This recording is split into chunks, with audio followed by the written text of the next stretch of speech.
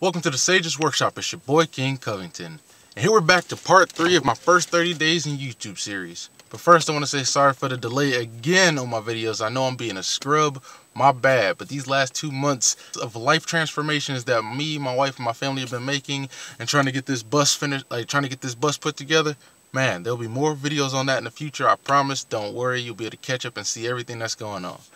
But back to this video. This is the final part of the series where I just want to highlight some tips for you and give you a few videos that you can watch to help you figure out what YouTube is. Support the content you enjoy. You want people to support you, right? So why not support them?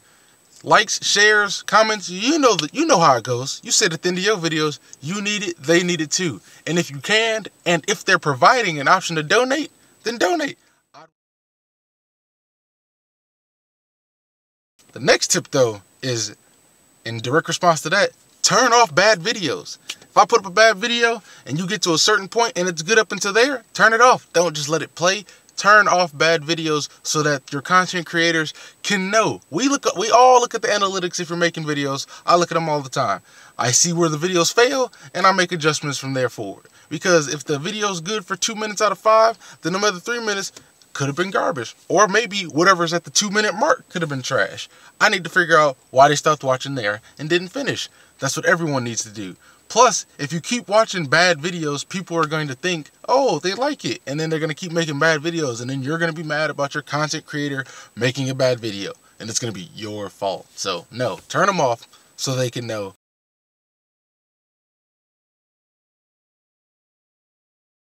The next tip for you is a real simple one. If you can't watch your own video at least 2 times back to back straight through, then you need to keep editing or delete it and try again. Because if you can't watch yourself talk for however long, twice back to back, who else is going to want to watch you talk at all? I know I talk a lot, and even sometimes I don't like even hearing me talk. So my wife helps me edit out what doesn't need to be there, because sometimes I just be going in for no reason. But sometimes I rather enjoy hearing myself talk, so I have a buffer to help me figure out when it's too much and when it's not. But do that. Watch your own videos before you even put them out there, because why would you put out the trash that you don't want to watch for somebody else to watch? It just doesn't make sense.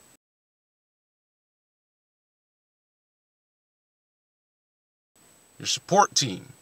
Now, if you're starting a YouTube channel by yourself and you don't have like any software, you're working with just like a Google Chromebook, something real cheap, like, just bare minimums, a support team is going to be much more valuable to you, because you don't have the money to spend on the software that's going to help you, amp up your videos or help you cut down the time it takes to do such things.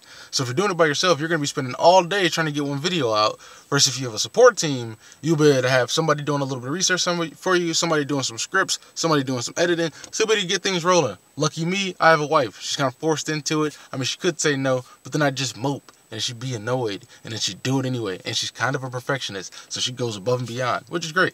But if you don't have one like me or anybody else to help you support, and you're doing it by yourself, first of all, it's not impossible. I've seen people do it. You can do it by yourself. It might just suck. It might not suck. You might enjoy that grind. Second of all, though, if you're by yourself and you have some expendable cash, you can pay for extra software, find anything that would help you cut down rendering times and speed up editing times for yourself, and maybe a nicer camera, what have you, a nice mic, anything that you need. If you have the income to do it or just the expendable cash, then there you go. You can be by yourself and be much more efficient.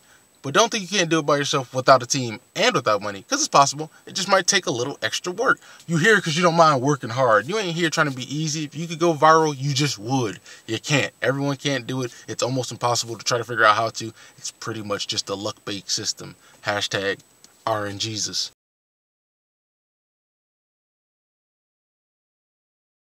And my final tip for you is that if you can't find a video that you're looking for, then make one. That's what I'm starting to do. If I can't find videos, I'm just going to start making them. And don't be afraid, even if you do find a video, to make one anyway if you think their video is trash. If you see a video for anything, how to cook this, how to make this, how this is fixed, how that works.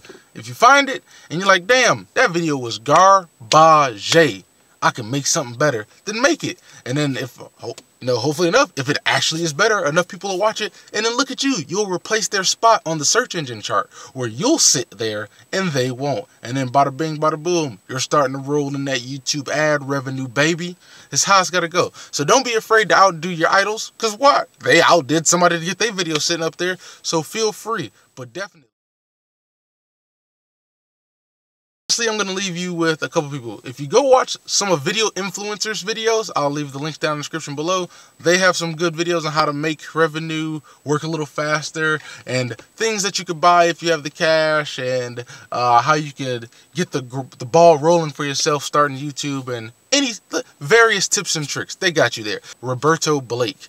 Now, Roberto Blake, dude has tenacity, and the dude works, and he doesn't spit you bull. He is going to give you facts. He's going to give you some pretty good tips, and the homeboy has that grind. I swear to God, he puts out like 2 videos a day. He plays no games with the YouTube algorithm. He trying to be in that boy. And then last but not least, if you go watch the Game Theorist's 2 videos, part 1 and part 2, about is YouTube killing PewDiePie, he will teach you about the algorithm and how things work on YouTube, and what gets trending and what doesn't, and how this and that works. Dude really likes to dig deep into video games, and he digs real deep into YouTube. So definitely take a look at both of those. It'll give you just some understanding as to how this giant corporation works. Shout out to Vexxed for making this video. He was like one of the first people to put out how much money he actually makes per YouTube video, and like how the revenue system works. So if you go check that out as well, it'll give you like a quick run through of how revenue works, and then you'll just have to tinker with it from there on to figure out how it actually works, because no one has a real manual yet, because it's difficult to figure out.